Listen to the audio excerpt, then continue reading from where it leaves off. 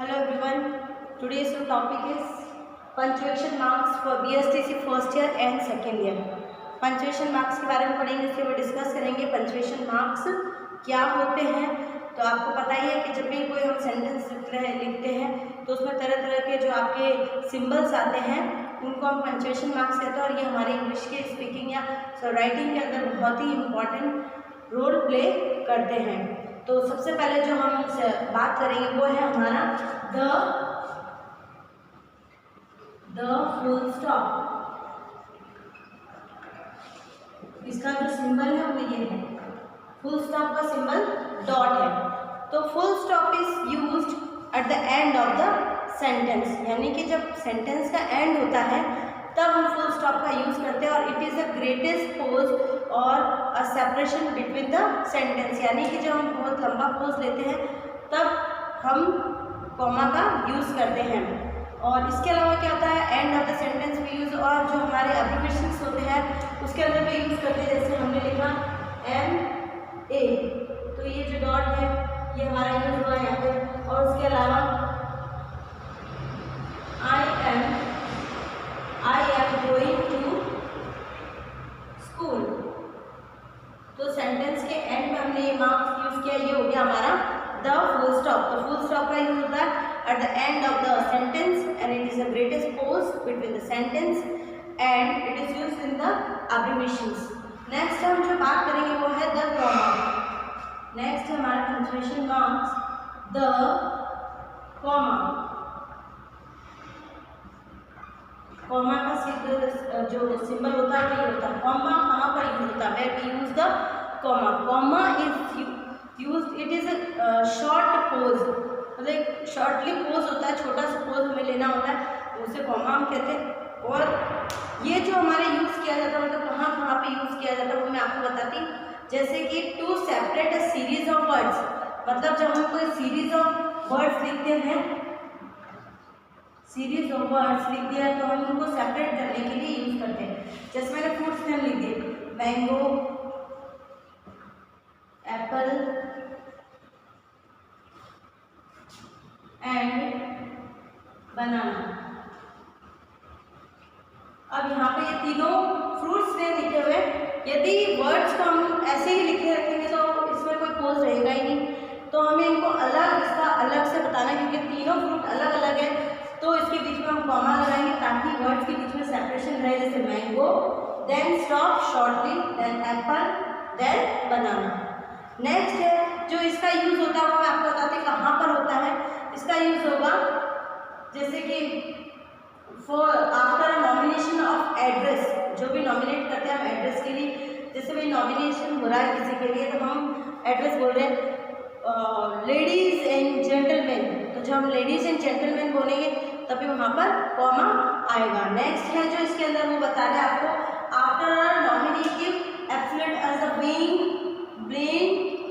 Favourable, जो है ना विंड है इसके अंदर बताया है, wind being blow favourable.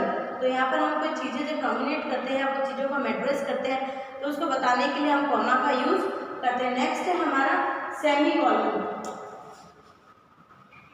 Next है हमारा सेमी कॉलन। अब where we use the semicolon, semicolon का जो आपका जो इसका जो वो होता है साइन जो होता है वो ये होता है। अब सेमी कॉलन का यूज हम कहाँ पर करेंगे, तो सेमी कॉलन का जो यूज होता है वो होता है to represent a pause of great importance that is shown by the comma. It is used to separate the clauses of compound to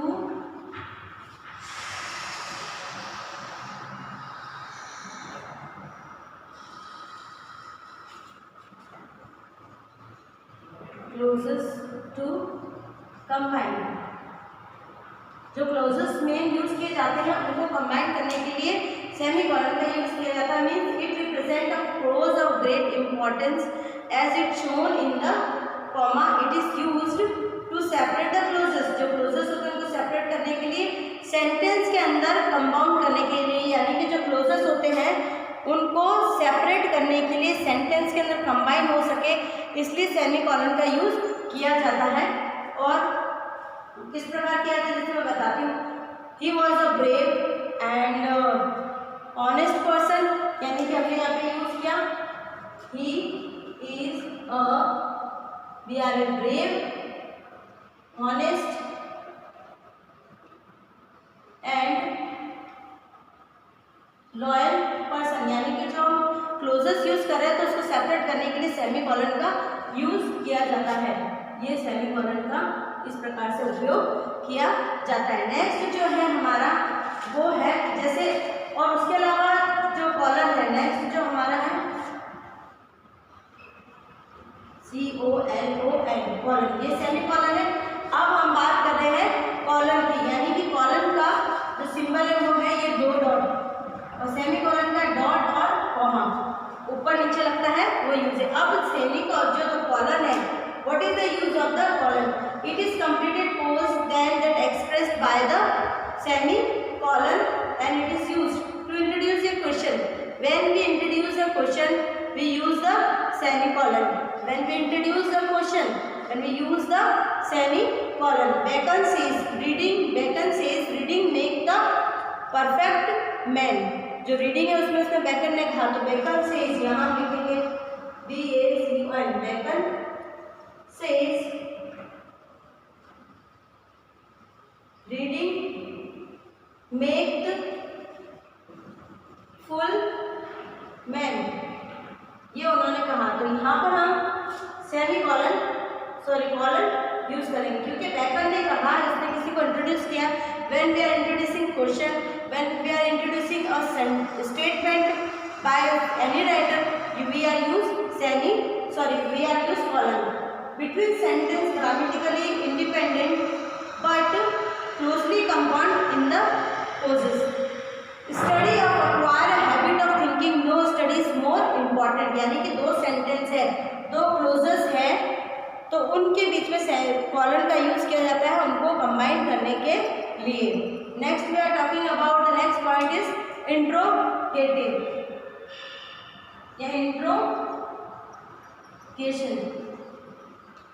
अब इंट्रोगेशन जो है हमारा वो क्या होता है, आपने इंट्रोगेटिव क्वेश्चन देखे होंगे, आपने पढ़े होंगे। तो इंट्रोगेटिव जो होता है, it is used when it is used after a direct question. When we are asking a direct question we use the interrogation marks. As have you written your exercise, have you written your exercise, have you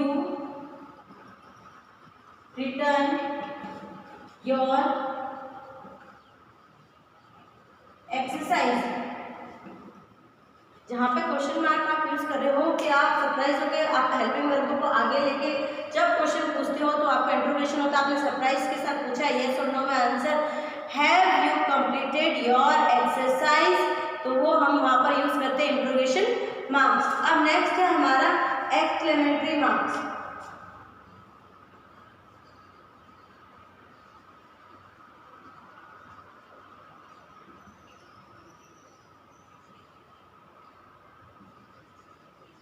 exclamatory आपका marks ये होता है।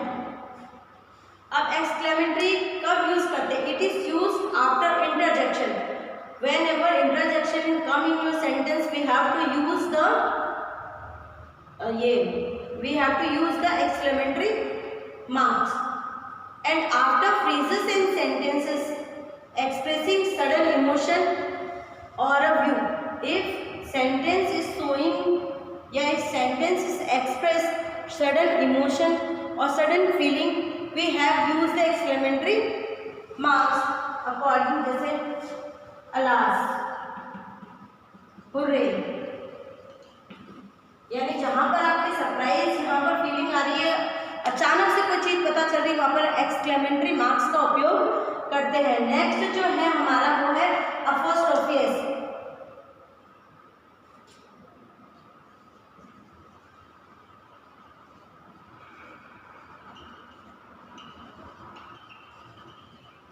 Apostrophe जो S है, apostrophe जो हम use करते हैं वो उसका जो चिन्ह है वो यहाँ ऊपर आता है, आपने देखा होगा। Apostrophe S is use to showing the someone's belongings. जैसे for example Meera apostrophe S doll.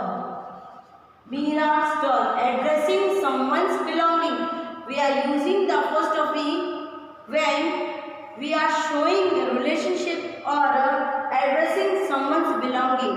यानी हम किसी की चीज को एड्रेस कर रहे होते हैं तो apostrophe यूज करते हैं, जैसे मीरा's doll यानी मीरा की डॉल. फर्स्ट जो आपका था the full stop. The full stop is used. It is used at the end of the sentence and it is the greatest pause between the paragraph. And next one is the comma. The comma is a short pause and it is used between the showing the separation between the series of words like apple, mango, banana या England, France, India. Next, semicolon. Semicolon is used to separate the clauses to combine the sentence. Again, I am repeating the semicolon to separate the clauses and combine into the sentence. It is used for this only.